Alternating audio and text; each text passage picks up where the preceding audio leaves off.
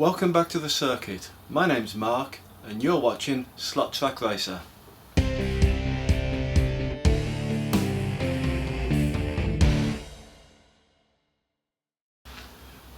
So in this week's edition we're going to be having a look at some of the improvements I've made to my circuit. Then we're also going to be taking a look at my Mondeo, my super sticky Mondeo that I use as a pacer car all the time. There's a problem with the F1 retro digital chip inside this car, so what I'm going to actually do is make it DPR ready. So I'll show you just how I achieve that. And then we'll set up the cameras and we're going to use my new Scalextric sports digital console software to set up a race with two pacer cars and one live car, and we'll film that and see what my driving skills are like. So that's what is coming up. Let's get on and do it.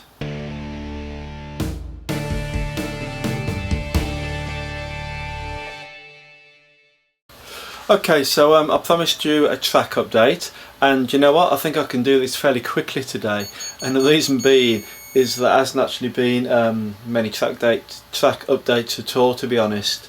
And there's a good reason for that. As you know, in the last video I installed Scalextric sports digital console software. So every time I come out to the garage now, I've been running cars using that software to try and figure out, you know, just exactly how it works and how good it is.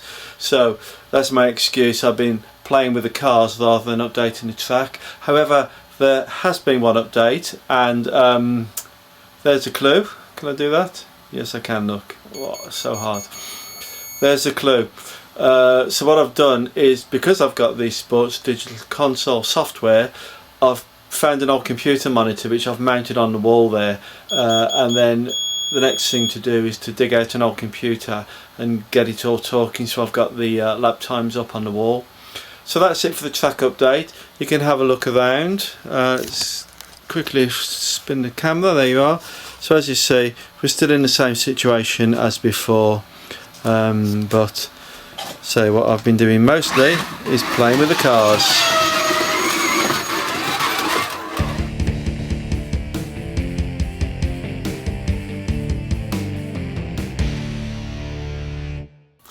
Hi, so I wanted to talk to you about my Ford Mondeo. If you've been following the channel, you know that I'm quite fond of this car. I find it a real big lot of fun, and even though it's old, it's vintage and old, I have lots of good times with it.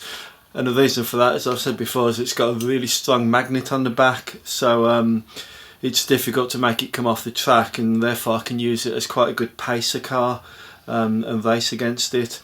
But as is obvious today, it's come to grief, and the thing that's gone wrong is the F1 retro digital chip has blown on it. It's not the first time that's happened actually on this car. So although I use these F1 chips quite a lot, the retro chip that you have to solder in, I find that they do, I think I've had about 3 go on me, maybe 4. So what I've decided to do, and I'll tell you the reason why I've decided to do it, is to buy a new one of these. At the moment I can't get them for less than about £20, whereas the Scalextric DPR chip, I can pick those up for probably about £14.99 if I really shop around, and I like to save a penny here and there. So what I've decided to do is turn my Mondeo into a car that will accept a DPR chip. So rather than having to use the retro chip, I can use the DPR chip. And the way I'm going to do that is I'm going to cut an aperture in the bottom there that will take the chip, and then I've bought a connector that fits into the DPR chip, and I'm going to solder that in. So I've got all this wrapped in foil. I'm just going to get another one. Hold on, bear with me. Here we go. So this is the blanking plate that you get when you get a DPR car and you take it out and put a chip in. You get this blanking plate left over. So what I'm going to do is fasten that to the bottom of the chassis, fix it up as tight as I possibly can, so it doesn't move. Then I'm going to use that as a template, and I think that I'm going to use a hot scalpel to cut through the plastic there. So I've got an aperture exactly the same size as a DPR chip, so I'll get that in. I've got to do a bit of addling to the inside because there's no screw hole to accept it, and there's no sort of little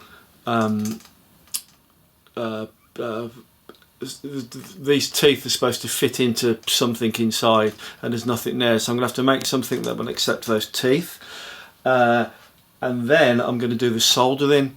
So that's going to take a little while to do. I'm not quite sure how I'm going to film it for you yet, because as you appreciate, I'm not brilliant at this at the moment, but I'm going to go away and have a think about that. So while I'm working on it, why don't you guys post a comment down in the comment section, because I'm not getting anything back off anybody at the moment, and that might be because my content's not very good, but it would be really nice to see what people are thinking. So while I work on the car, why don't you pass a comment, and maybe also click the like button and click the subscribe button and tell a friend. Okay, so I'll see you back in a few minutes.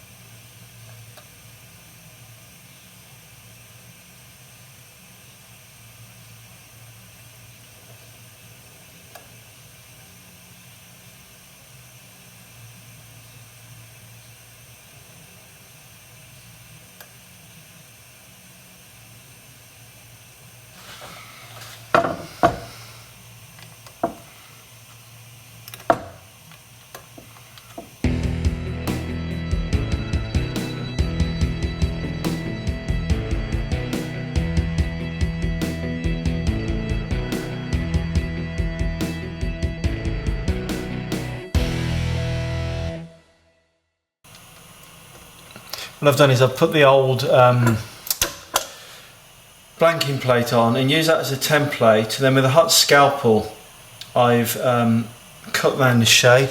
Now I'm not pretending this is the best way to do this, because I don't know what I'm breathing in, and it does smell a bit, and it's probably highly dangerous, and if the missus could see me using an oven like this, she wouldn't be too happy. But nevertheless, I have got a hole all the way around that. I should be able to neaten it up with a file, and I have done this once before and I didn't use this method, and it was a damn sight harder, so this could be the way to go.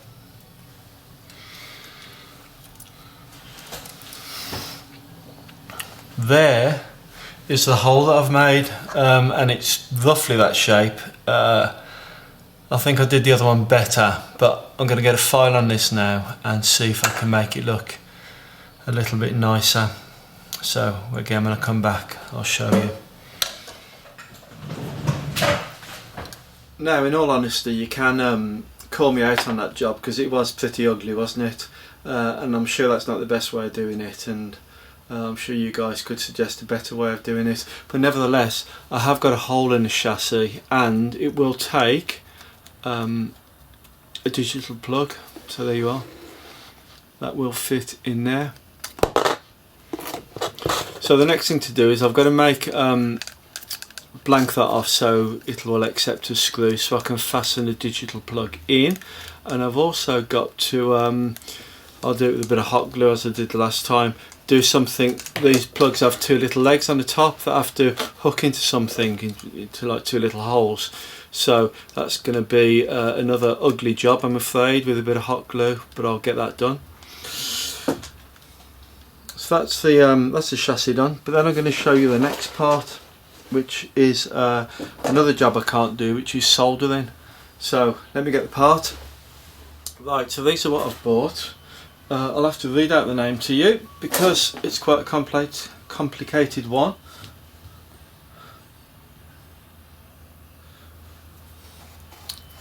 So this is a connector that plugs into a Scalextric DPR plug, and it's called a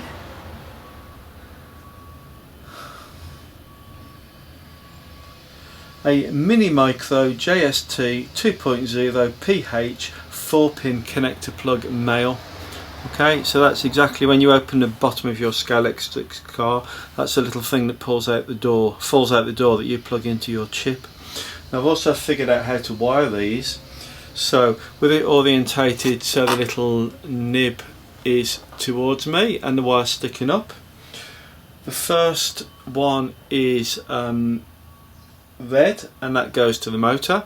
The second one is black, and that goes to the blade, pickup blade. The third one is yellow, that goes to the motor, and the fourth one is white, and that goes to the pickup blade.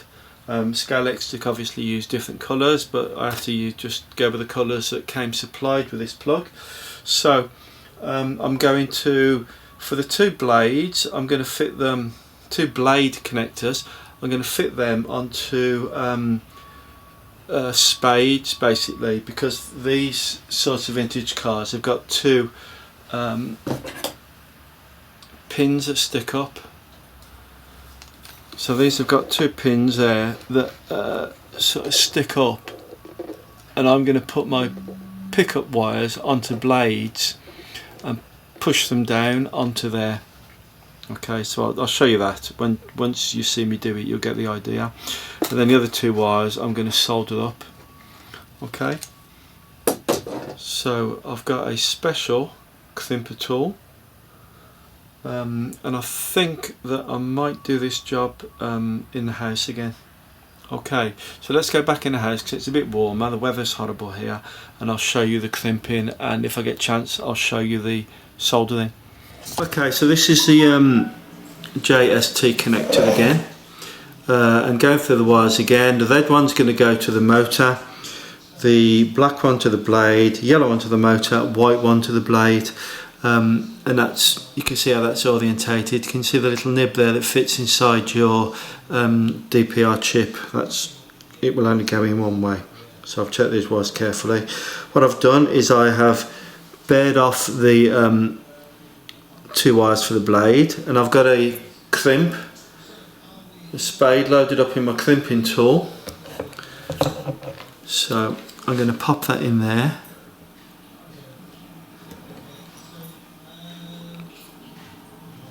To about there, I think. I don't want to go in too far, so going to about there.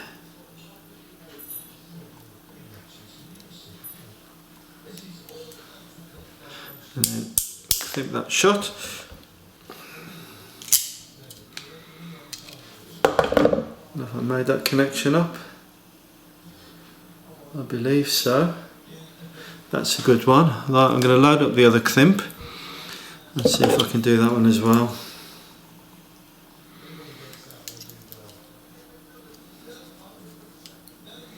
This isn't my core skill, and also doing it on video at the same time makes it even harder, as I'm sure many other YouTubers have found out in the past. Right, so that is ready to be crimped. I'm going to put the wire in, so I'm doing black.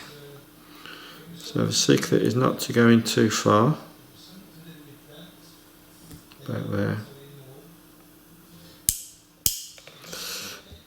Squash it in, see if I've crimped it.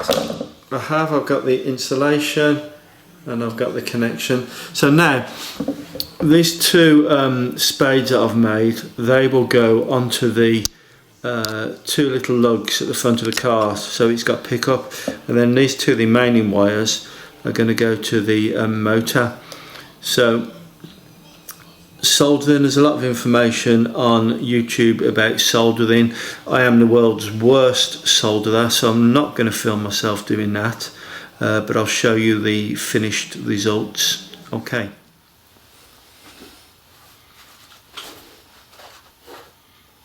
Okay, so let me show you what I've been doing off camera to get this car working. So the first thing I had to do was the DPR chip has to screw into something, so I had to put a piece of backing beyond this little cutout here. I had to put a piece of backing in there with a screw hole in it to accept the screw from the chip, and then unfortunately I didn't do the neatest job, but I just gobbed it over with a bit of super glue and then a bit of hot glue, so it's doubly stuck. And then what I've been telling you as well is this end of the DPR chip, it has two legs. It has to catch in two little holes. So what I've done there is I put a bit of tape over the lugs, and then again I went for the old gob a bit of hot glue in to make the sockets for those feet to go into. So really I'm ready to put all this together now. I did the soldering, I did that off camera because I did say my soldering isn't very good, and that's testament that I'm telling the truth. So on the motor there was like 3 wires on each side, which I find so difficult. We've got the rear lights was one connection, the front lights was the second connection, and the power for the motor was the third connection. So I've done all that off camera. I had to use thin solder and industrial strength language to get that completed, but that's all done. So what I'm going to do now is assemble this and then put a donor chip in for the time being and see if it works. So let's get on and put it together.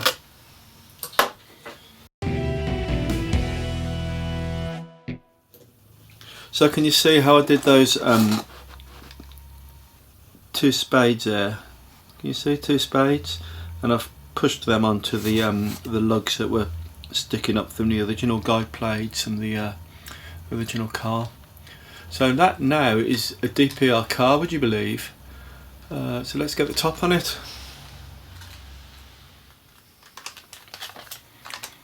It does close up, and I'll put the screws in now.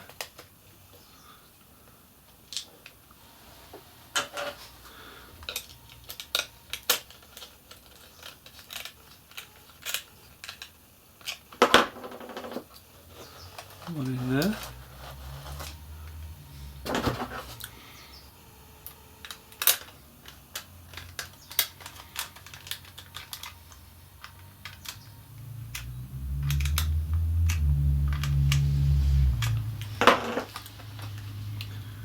So there we are, look, there's the Mondeo, and it's now DPR ready.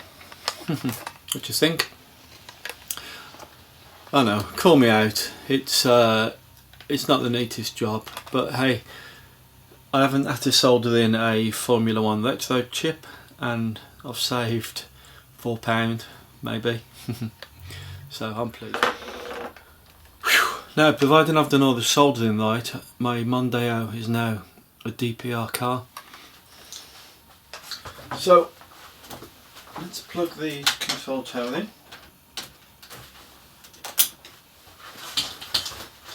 Got power there, plugged in there. Let's give the circuit a bit of power. So remember, the reason why I did this job was my Formula 1 retro chip fried. So I've now made the car DPR, so if everything fries again, it should be quite a simple fix. Let's put it on the track. Ooh. Controls, there we go. Is it going to work? Yo, yes. Here it comes. The Mondeo is fixed.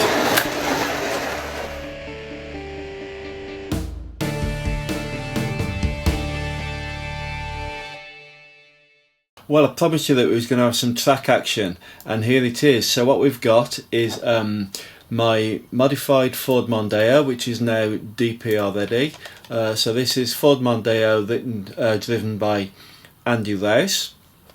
That's up against this BMW 318i. This has also been modified to accept a DPR chip. So this is going off, this is actually first on the grid, this is in second place on the grid, and the live car is being driven by me, and I'm using the Audi TT, which I've pimped myself with some homemade decals there. Can you see that? A nice Tissot logo and a Boss logo on the door. So I'm going to be driving that. I'm using a pseudo name of Marco Rossi. So let's see how this action unfolds. You guys at home, have you got any predictions? Maybe put something in the comments before the race starts who you think's going to win. But here's the live action, and off we go. So here are those cars being lined up on the grid. Matt Neal on pole, Andy Rouse in second position, and Marco Rossi going off third on the grid. And it's lights out and away we go. And we're coming round for the first bend, and it's Andy Rouse who's going to take the first lap. Andy Rouse in the Mondeo. You're leading the race, you're leading the race. And he continues to hold the lead. Oh, but he's lost the position. Something's happened under the tunnel there. And Matt Neal's gone through in first place now. Andy Rouse is holding second. But again, he's had some sort of problem in the tunnel. And he's fighting for position with the TT. Yeah, you can see there, let's play a replay of that. He gets stuck under the tunnel. He's holding up the TT at the moment, so Rossi's still in third. But he's switched, no, he's still behind. Rossi, he's still behind. This is a good battle. He switched lanes, Rossi's gone through, he span out there on the corner, but he's got through. Still nearly in front. Rossi second. And Rouse is coming through in third. So Neal has got a lead of about 2.8 seconds over the TT, and then another 3.2 seconds through to the Mondeo Andy Rouse. Oh, and we have a track call. It looks like the TT span out, so we have a track call. They're just reslotting the cars. And we're going back to the live action, and we're away. We're racing again. Neal holding first position, Rossi coming through in second in the TT, and there's a BMW Ford Mondeo Andy Rouse. This is quite a good race now. The TT's closing in. I can see the TT coming back at Neal. Matt Neal's suffering now, the TT is coming right through. Can he make the overtake? He's less than half a second behind. The Mondeo's caught a crab there, but Rossi's got held up. And Matt Neal's held on to the first place. And there's the end of the race. Matt Neal has won from Marco Rossi, with Andy Rouse coming up third in the Ford Mondeo.